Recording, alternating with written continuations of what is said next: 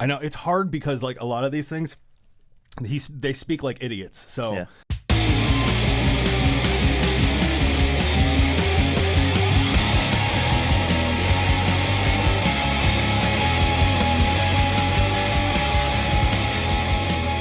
No one wants to be Peter Chris, Lois, not even Peter Chris. What's going on, everybody? This is Trend Kill Radio, a rock news show about all things rock, except for when it's not.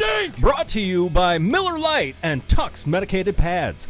I'm your host, Sean Ryan. And I'm Jimothy. And before we get started, please be sure to hit subscribe, hit your notifications, that little bell you see right there, so you know when these shows are coming out, because we don't. Let's just get it started. So, Pete Townsend, rocker for The Who and known pedophile, has a first song out. Dude. No. We're not doing that? Wrong. Nope. We don't get to talk about Pete Townsend's a pedophile? Well, we can talk about it, just not today. Oh, okay. Probably not on air. All right. Well, different English guys then, I guess. Let's see, what do we got? Oasis, are they getting back together? Are they? Jesus Christ. These fucking children. These children that they are, Liam and Noel Gallagher, especially Noel. I used to always think it was Liam that was the butthole, but we found out after Oasis was over that, I mean, they both are, but I think Noel is really the antagonist of this whole thing. Which one's the older brother? Noel.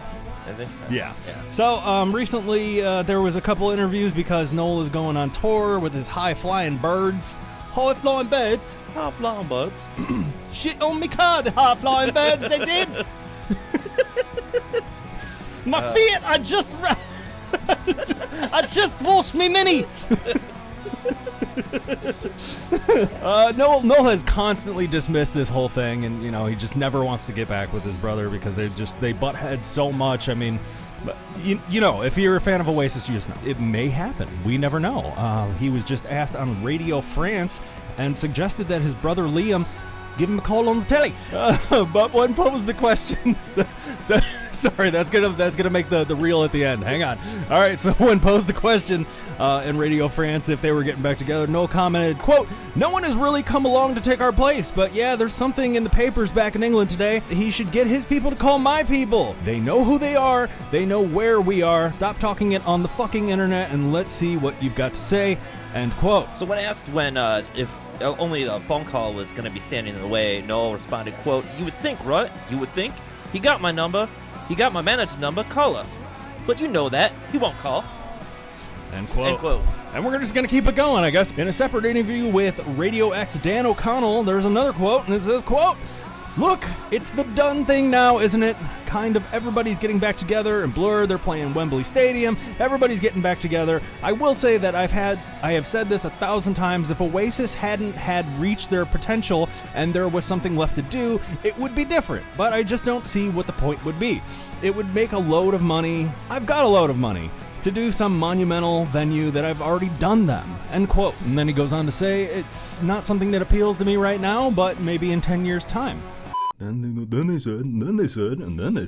So then Liam went on to respond to Noel's comments via Twitter.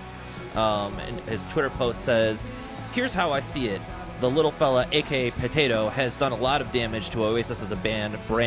He's got a lot of making up to do, not just to me, but to you, the fans, the people that put us where we are today as you were, LG." He is constantly on Twitter. I don't know what the hell he's ever talking about. I think he's just a big fan. I think he just sits around and watches soccer. And then he talks in this Rasta thing. He calls people bumbaclots and shit. And I don't really get where that's coming from.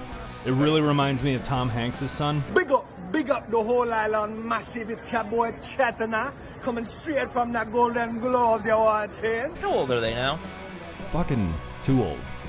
Well, that's what I'm saying. Like, we just gotta wait this out to senility until they just forget that they were fighting in the first place, and all the music's just muscle memory. So they'll just play again. They'll just forget what they were fighting.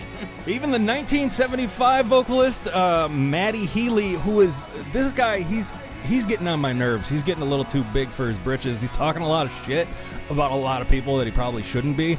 And he's going to start burning some bridges, but I don't know. Is that just like the thing that you do in England? Like, It seems like everybody's got a rivalry up there, and I don't really know why. Well, you can say the same thing about fucking Ronnie Radke. It's just music. I guess it's just entertainment. Right. And you know what? Then we get to talk about it. So go ahead. Yeah. More bands. Start talking shit. Maddie went on to say, quote, "What are Oasis doing? Can you imagine being in potentially right now still the coolest band in the world and not doing it because you're in a mard with your brother?" And it even goes on to say mard is slang for a tantrum.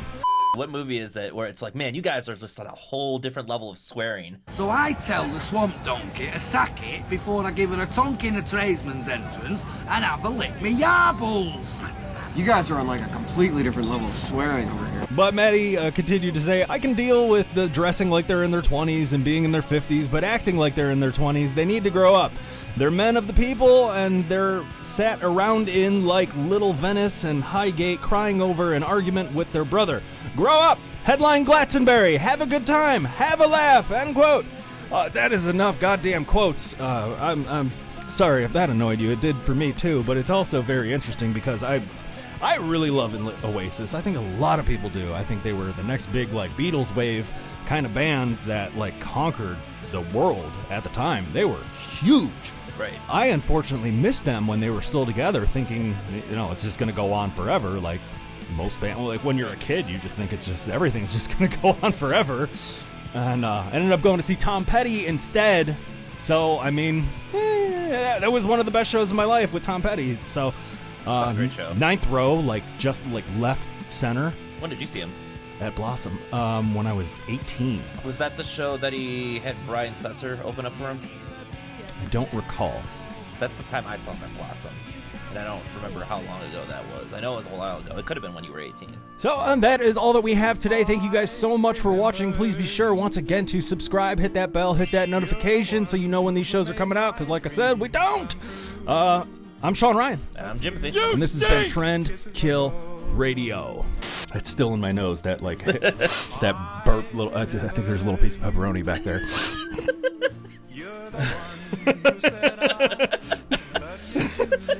Could have been why I woke up from my nap with indigestion.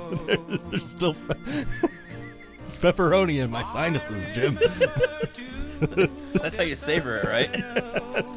It's like the opposite of a suppository. You're just coming from the other direction. This is the gift that keeps on giving all day long. Always keep that thing on me. I got a little dip of pepperoni. Just spitting. That was like the best show we've had in months. Punch me in the yarballs.